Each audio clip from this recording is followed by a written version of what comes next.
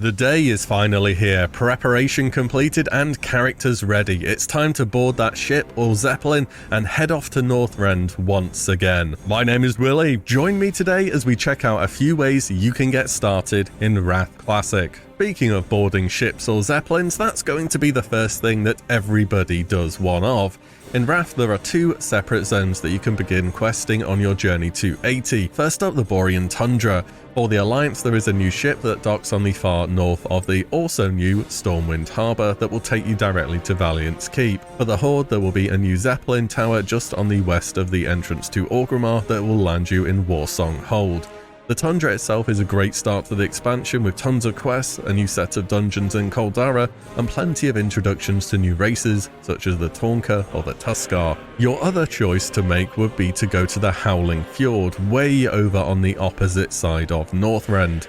To get there, Alliance have to take a ride from the northernmost dock in Menethil Harbour, whilst Horde take a zeppelin from the westernmost tower outside of the Undercity. Howling Fjord is most known for its huge central building in Utgard, as well as an introduction to the Savage Vrykul. As for me, I'll definitely be going Howling Fjord. You just can't beat that boat ride in as a start to the expansion. Progressing through the levels, you'll eventually need to start thinking about flying. Certain zones, mainly the Storm Peaks, require it to really be able to get across the mountainous landscape. Cold weather flying is bought at Dalaran for a one-time cost of 1,000 gold, which might sound like a fairly hefty sum, but your questing journey is already going to be covering quite a good portion of that fee. If gold is still tight though, you're not stuck on the ability to progress content. Over in the Storm Peaks at K3 is Honest Max, who will straight up give you a free loaned mount, though it is only usable in Sholazar Basin, the Storm Peaks and Ice Crown. But hey, free mount, better than nothing. Also, if you're keen on leveling alts early on, the same NPC that teaches you cold weather flying also sells an account bound tome to teach that skill to alts at level 68 or above, so the questing will go even faster the second time around. As you are questing, you'll also be working on various reputations. At friendly with a number of Northrend factions, you'll be able to buy a tabard that will cause you to make advances with that reputation when in dungeons.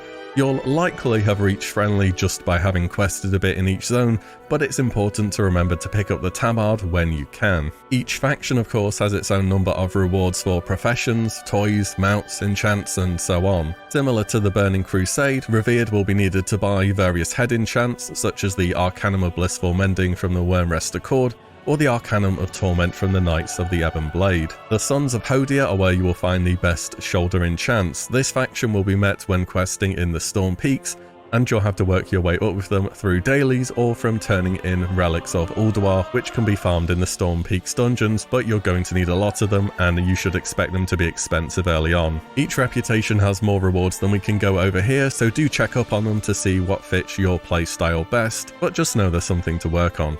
Much like the Burning Crusade, Wrath the Lich King will also have heroic dungeons. 12 will be available at launch, with 4 more coming in later content patches. These will be your go-to activity to start building up your character at a level cap, not only awarding epic quality items, but also emblems of heroism that can be turned in at Dalaran for a variety of powerful items. Emblems are a good filler for those moments where the item you're after just isn't dropping, but you can always buy something from a vendor for certain eventually. You can also spend emblems on PvP gear too, or even heirlooms later on when you have more of them than you know what to do with. On top of the loot and emblems, heroic dungeons have a bunch of toys and mounts too for collection enthusiasts. A few of the more memorable ones are the Bronze Drake from the Culling of Stratholme. This is awarded as a guaranteed drop from an extra boss upon having completed a timed run, and I use the word timed very lightly here. It's a pretty generous timer, I'll say that much. Other more randomized items are the Blue Proto Drake, which drops from Skadi the Ruthless, the first boss in Utgard Pinnacle, or the Super Simian Sphere, which, okay, it can drop from just about anything in Northrend, but I'll always remember seeing one drop in the Nexus during original Wrath. And no, I didn't win it.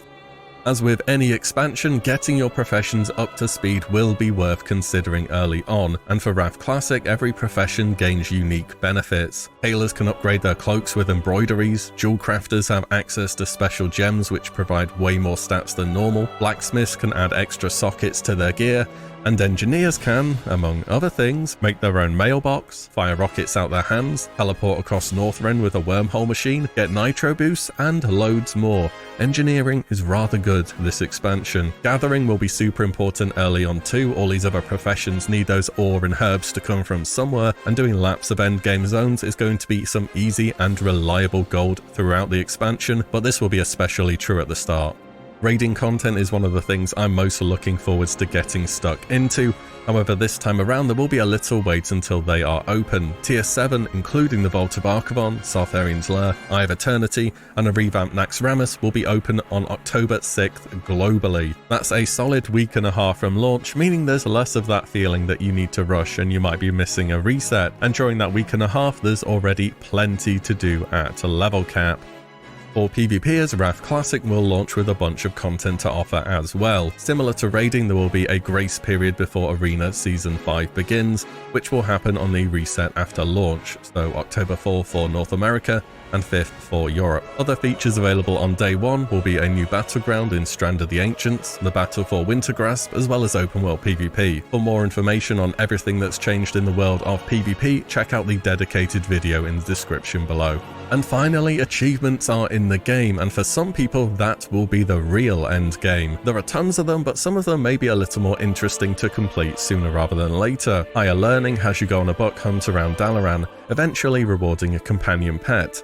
And whilst Dalaran is going to be incredibly busy early on, I think most people will only be there for a short period of time before going back out to level, so it may be a good time to check some of the spawn locations before more people start thinking about doing it. The Lore Master of Northrend is actually super good for many reasons as well. Okay, it might not be the smallest task to get done right at the start, but it's going to give you so many benefits. Questing after level cap will be earning you bonus gold. You'll be getting reputation towards major factions, which you'll have wanted to do anyway. There's been an update made where certain end of zone quests will reward emblems of heroism. Those will be good for when you're gearing. And there's a hidden bonus for lore masters too, specifically for tailors. You can talk to your trainer in Dalaran to learn how to craft the Death Chill Cloak, which before you hit up raiding content is the best option for many spellcaster DPS. And you could be the person on your server who has the ability to craft that early on. So whether you're planning on raids, arena, or just some gathering and professions, Wrath Classic has a ton to be checking out. We hope you enjoyed the video, subscribe for more Wrath Classic content, and welcome back to Northrend.